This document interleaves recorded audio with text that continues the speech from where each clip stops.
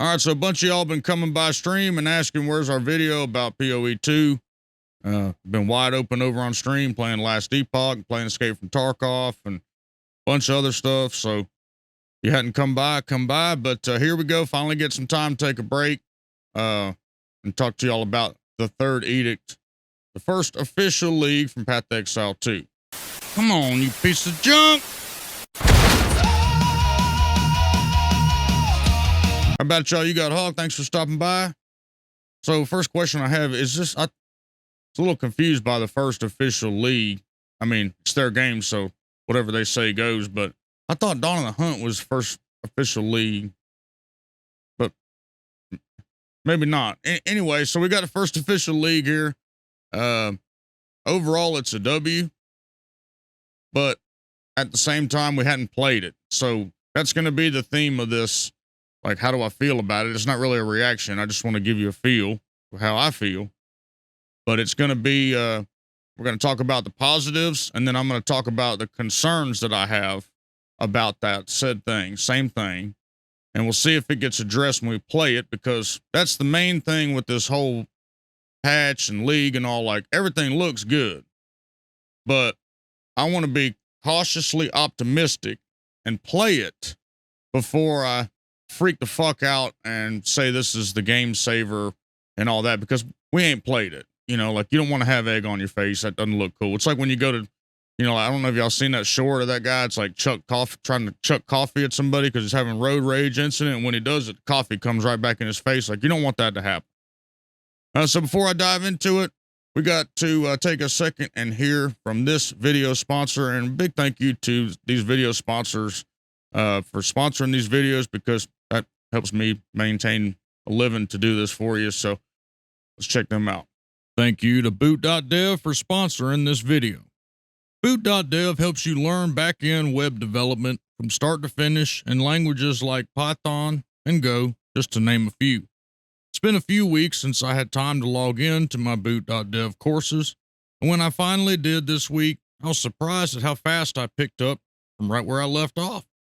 It was surprisingly easy to get back into the lessons, proof that you can't actually learn how to code without writing a lot of code. As usual, the Boot.dev course was engaging and interesting because it uses learning examples that are interesting to me, such as video games, instead of using some boring server prompts or having me watch endless video lectures that just end up putting you to sleep. But Boot.dev's AI assistant, any knowledge that I had forgotten was quickly refreshed, and I was able to continue on with the lesson without having to go back and reread the entire section. Go to Boot.dev and try out the courses for free. You will not regret it. Then use my code HOG to get 25% off your entire first year if you choose the annual plan. Thank you to Boot.dev for sponsoring this video. And now, back at it. All right, so first things first, we got 4 days till it comes out. Second thing is, story continues with Act 4. So we got a new act. It's in King's March. I don't know how y'all feel. I know it's going to be cool. It's a new act. We get to explore more of King's March, but POE 1 player, we've been, you know, in King's March for quite a bit. So, you know, like, I'm not personally super hyped about King's March because, like, we've seen King's March a whole bunch of times, but maybe I'm just being a grump about that. It's not a negative thing. It's just, okay, more King's March. Cool. We'll check it out. We'll go to the different islands here. You are not linear locked to the islands. You can go visit all the different islands. That's really cool. But again, like, I kind of feel like we've seen this a bunch, so not super hyped about that aspect of it, but it's cool. We get a new act. We also get some placeholders. So I think we're getting like a new act. Is that the way that it's going to be, or the way that I'm figuring it? We had 3 acts, and then 3 acts in Cruel. Now they've removed Cruel, giving us Act 4 with 3 placeholders. So we went from 6 acts to 7 acts. Correct me if I'm wrong about that, but I know they're not really acts right now. They're placeholders until the new acts come. But one of the things that I would be concerned about in the long run is how many acts are going to be enough. How many is enough? I enjoy RPGs for the end game and not really for the campaign. And I know there's lots of people that enjoy the campaign and play for the campaign. But again, this is my input from my eyes. I'm not trying to like put down anybody's play style or what they enjoy about the game, but this is just my input and opinion about it. So I would like to not see, 15 to 20 acts. I'd like to try to see that kept in check. So we'll just see. That's just kind of a null point to throw out there. New bosses, that's to be expected. That's good. We got some new dangerous beasts and some new bosses like this bone plate lip guy that's biting the head off of something like an imitation Aussie. Maybe that's Aussie's, spirit animal. I don't know. But we're gonna challenge them. We got new acts. We talked about that. So I've seen a lot of people freaking out about the Abyssal League and how sick it was. And if you've not played POE 1 before, then this will be kind of new to you. But just elephant in the room. I'm going to go ahead and say it. This is Abyssal League from POE 1. It's not a carbon copy Xerox, but it's very similar. POE 1 did it. It's going to be a common theme like POE 1 did it, which is confusing to me because this whole life cycle so far of POE 2 has been this is a different game than POE 1, but we're getting POE 1 stuff back in. I mean, I don't want it to sound like I'm making shit up just to bitch because I'm not trying to bitch. I'm just speaking my mind. But this is Abyssal League from POE 1 made into POE 2. So that's cool, but it's very similar. You can go look up the similarities, but it's very similar. So you can harness the Well of Souls now. So overall, we got a bunch of crafting changes and improvements. My concern with the some of the crafting stuff is the accessibility that we're going to have to some of that. And I'm talking about normies. I'm not talking about, obviously like Gazzy and Lily and Rax and DM and like Mathel and Ziz and Steel Mage and Alkaiser and like all the fucking gods are going to get there. I'm talking about the dumbasses like me. Like, are we going to be able to obtain some of this stuff is always the big question mark. And while it's amazing to see it, it's kind of like, am I going to be able to get good enough basically to achieve that particular new design or new thing. Again, new bosses in a new pinnacle. You dive into the depths, swarming legions, undead, garden powerful rewards, and then you get, you challenge the vessel and there's another pinnacle. You could get this belt with 2 sockets in it. This gaze, this omen, again, our normies going to be able to get that. Is the game made for normies? Is the game made for shit asses? Or is the game only made for elite players? That identity is still to be determined. Don't know. All right, Sprint. It's a big W for a lot of people. I want to dive into this for a minute and tell you my thoughts about it. And it's not like a negative thing, but Sprint's good. We're sick of these big, giant, vast areas and walking around at the speed of smell. Even though the monsters can roam at the speed of sight and speed of light and warp through everything, we move at the speed of smell. So we got Sprint now. Now we can run unlimited, no stamina, all over the map. Okay, so let's just explore this. While that's a W, I think if you get hit, you get knocked on your ass or some shit. While that's a W, it confuses me because, I don't know, for 6 months we were told the speed's the same. We don't need more speed. If we can just run by monsters and stuff, that's going to make the game not fun. So now we've got Sprint. Cool. Did that mean we win? Or is it a band-aid attempt? So hear me out a minute. Let me cook. I think right now the game's in an identity crisis. It doesn't know what its core audience is. It doesn't know what it wants to be. Well, that's because it's an EA and it hasn't released yet. Player numbers are a little low. And so they're trying to figure out who the audience is, right? And the reason that I say that is I have a little bit of evidence from Zizerin's interview with JR. And JR, that was one of the first questions asked is who is the target audience for this game? And he wouldn't answer that. because they don't know. So I think putting the sprint in is maybe a compromise, if you will, between changing the game up completely and letting people that enjoy the slow pace grind of the game, like completely, turning them off of the game, and people like me that want to zoom blast, trying to give them a way to feel included in the game. That's one way I look at it. And then another way that I look at it, like if you put a developer hat on, we all know that they use measurements of skills and stuff to determine what they need to change in the game. We've heard them many times talk about this skill's underused, so we buffed it, or that skill's not being used, so we fixed it or changed it. We hear that all the time. So what I'm wondering, and this is just, thinking out loud, brainstorming, is if they're going to measure sprint, if they're going to use sprint as a measuring metric to see how much of the player base is using sprint, and if they need to turn the move speed up in the game at all. So, example, 75% of player base uses sprint all the time. That's probably needs to tell the developers, like, hey, we need to turn the game up. The move speed's too slow. All the players are using sprint, then the game needs to come up.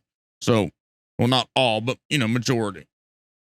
So we'll see what the deal is with that. But that's my kind of sneaking suspicion with sprint.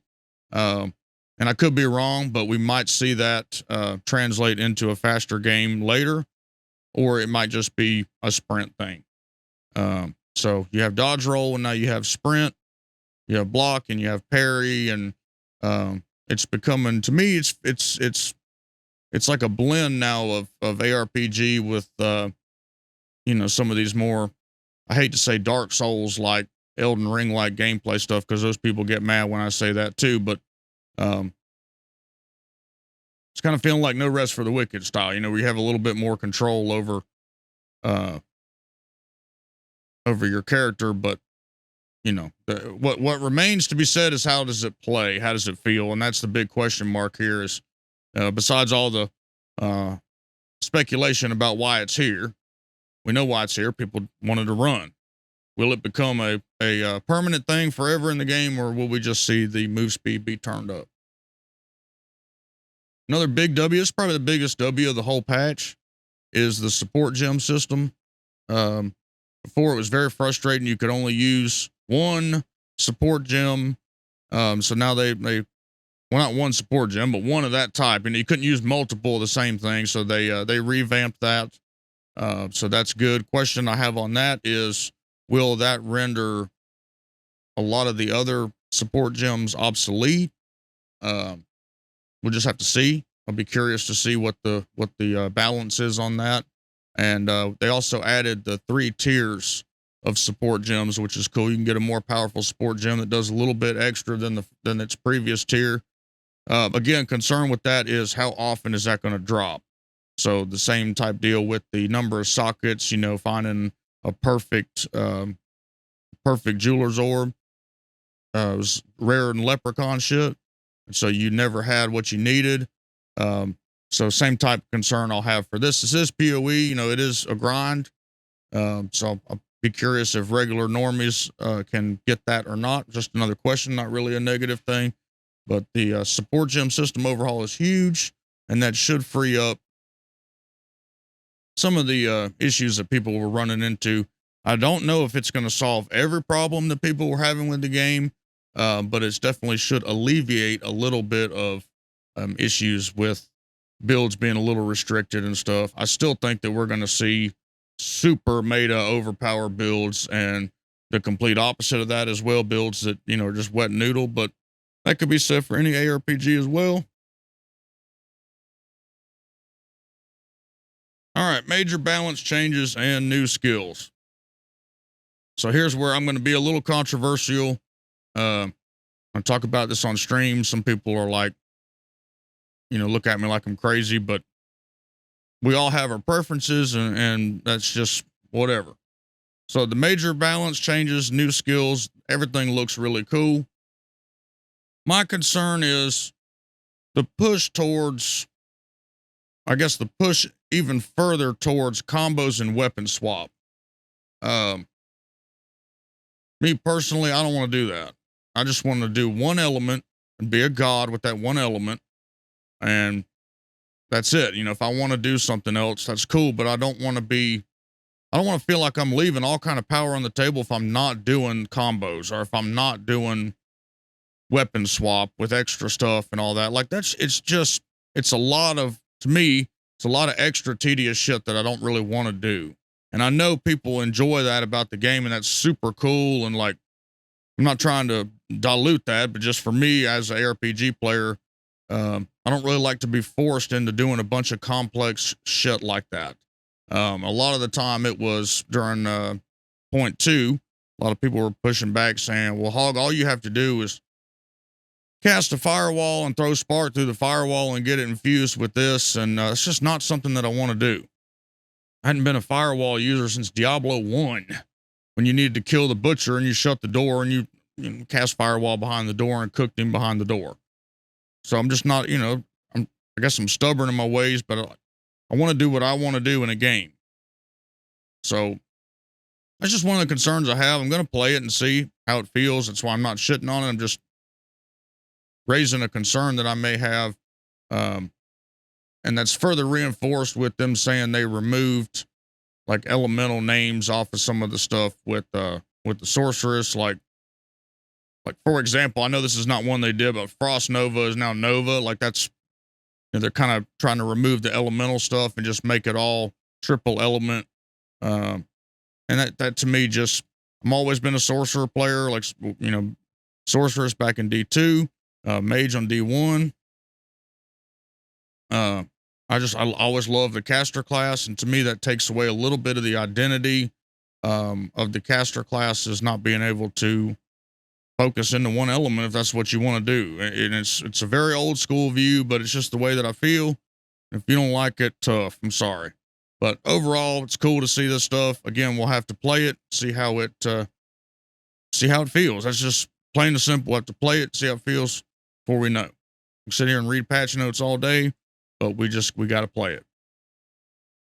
Well, at least I got to play it. You might not need to, but so the crafting upgrades, we got major changes to that. There are now higher tier versions of all basic crafting currency.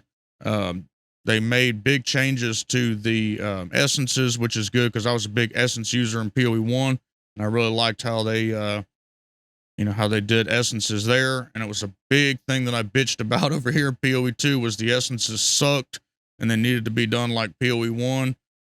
So, there you go. Another big question mark we have next to this is how much of the new currency and all this will we have access to? Will the drop rates be good? Will it be hard to come by? Will you need to farm 24/7 to find this stuff? Just normal questions that I have about any kind of GGG related update, because we all know it takes quite a bit of time investment to get a lot of these good items, which is fine. It's not a negative. I'm just speaking in general factual terms here. We got new items. Not going to go over those too much. Those are cool. We just got to play them to see. New in-game maps and new in-game encounters, hidden vaults, towers. You might encounter a wild sandstorm fueled by powerful magic. Just more variations in the tree is what it is. By the tree, I mean the in-game Atlas map. So we just have to play it to see. It would be nice to break up the repetitiveness of the end game, and it's across multiple games. It's not just POE 2, but like we got to have something. And I'm not talking about Breach or like I don't know what it is, but there's got to be. Let me know in the comments if y'all agree, but there's got to be something that breaks up the. I'm opening the portal, I'm going in, I'm killing, I'm coming out. I'm opening the portal, I'm going in, I'm killing, I'm coming out. Like there's got to be some way to where we can mix that up so we're not feeling like. Sometimes when I'm farming, I feel like the definition of insanity. I'm like doing the same thing over and over again and expecting a different outcome, aka a different item to drop, and it's taking forever to do it. I I don't mean that to sound like I want instant gratification, but if you understand what I'm saying, like it just feels after, 4, 5, 6 hours of doing the same thing over and over and over again, it'd be nice to have like maybe a random event or like something to break up that slog. And we got lineage support gems. That's new rewards. That's really cool. Again, big question mark is some of these build defining, awakened, super crazy support gems. How difficult are those going to be to obtain, or how expensive are they going to be on the trade market? Just a lot of questions before I'm sitting here fanning myself about how hyped I am, because a lot of this stuff I usually get locked out of and can't take advantage of it, which is fine. It's not the appropriate like place in the video to share this, but it's just in my head now. But there's a lot of the game that I feel like it's only made for elite players sometimes, especially with the events and all this other stuff. We all know. So I would like to see it to where, I don't know, it feels like it's not so difficult to obtain things. And that might be the case with this patch. We just ain't played it yet. I got to play it and see. It could be that this patch erases all the things concerns that I have, but we ain't played it. And the final thing, second final thing is the trade improvements. Now, we've been begging for this for a long time. You can now finally buy stuff without having to go to the seller's hideout to exchange, which, I mean, that's great. The other system's still in place if you like doing that. I personally I didn't bitch about having to go to other people's hideouts. I thought it was cool to visit their hideouts and see what they had going on. And to me now that kind of, I don't know, it kind of sucks. I mean, asynchronous trade's great. I'm just talking about, now you're not going to have somebody come into your hideout anymore and be like, damn, this was cool. Like that's just a personal thing for me. I spend a lot of time in my hideouts and, like to have them, extra. And this is going to cut out, it's going to cut out a lot of, it's going to cut out a lot of maybe socialization. A lot of y'all don't give a shit about that, and that's totally fine. And a lot of y'all are going to say, well, the old thing still remains. Whatever. This is a cool thing. Just pointing out some other stuff that I noticed. The big thing here is you still got to go to the browser. Every other game we play, man, you can do everything in the game. So I wish they would have brought it so you didn't have to go to the fucking browser to do that. Not everybody plays on 3 monitors, whatever. And then the other thing that I'm going to bitch about with this, and I'm just going to say it, and you might think it's petty or whatever, but I think it's fucking petty that they won't give us the goddamn stash tab. So you do have to take a premium tab, which is one you paid for. And regardless of how you try to explain or justify this away, okay, regardless, if you have a premium tab in your inventory, you paid money for that. In some way, shape, form, or fashion, you paid money for that. Doesn't matter if the gold was given to you when you paid for the initial access of the game, or if it came in a supporter pack, or if you bought that, or like whatever. You still paid money to get that tab. So you have to convert that tab to a merchant tab to be able to participate in the asynchronous trade, or you buy a merchant tab. And so, like, it's not that big a deal, but I just wanted to throw it out there that it is fucking annoying that we as the players cannot get one bone thrown to us without being charged. Like, we've been supporting the game.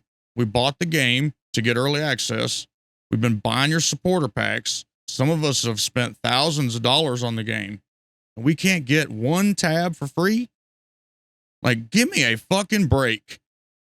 And if y'all are defending all this shit, then that means if y'all don't want to tap me in the comments about it, it's like I said, it's not that big a deal. All I'm saying is it would have been a huge W for them just to give us the fucking tab for free instead of charging us for it or making us convert a tab for it. It's just the principle of the matter. Why can we not as gamers get anything for free anymore? Like, Jesus Christ, is it that big a deal? You literally made the tab out of code. Can you just give it to us? Like, for God's sake. And that's enough on that. And then we're going to get a free weekend. Very D4-esque. Sorry if y'all don't like that, if that pisses y'all off, but it's fact. It's very D4-esque. Same thing happened in D4 before the game came out. We all paid pre-ordered $100 to get access to the betas. And then during the, next couple, I think it was the second beta, they let everybody come in for free. And that was not told to us before. And that kind of pissed a lot of us off. Like, why did we spend $100 to get access to this if you're just going to let everybody play for free? So there's some of that. It also tells me, I wonder if the interest is waning. They're trying to get more people to come back in. We've all know what the numbers have looked like. I know some of y'all are going to hit me back with, well, they have their own launcher and we don't know what those numbers are, but we do know what those numbers are because Talkative Try had JR on and asked him about, the numbers on Steam are about 20,000. What are the numbers on the launcher looking like? And he said, oh, the numbers on the launcher are significantly lower than Steam. So I think we're looking at 800 right now, which was actually kind of surprising. So don't take their personal launcher as like it's holding the secret to all the numbers. So the play for free weekend is an attempt to get some more people. We all know what it is, just speaking about it. It's an attempt to get people to come in and try the game out and play the game. So it is what it is, but I feel like people should pay for the game just like we did. It's just a weekend. It's not a big deal, but crotchety old hog. That's what I think. Overall, good looking patch. Sounds real positive. Looks like it's going to fix some issues. Cautiously optimistic as usual. I want to play it to see how everything's going to work out with it. And it could be fucking fantastic. And it might not be. It might feel the same. I don't know. But there's only one way to find out. We're going to play it. So come join me on stream for that launch and we'll see how it plays. I appreciate y'all supporting me and following me. Hit like and subscribe. We'll see y'all next time.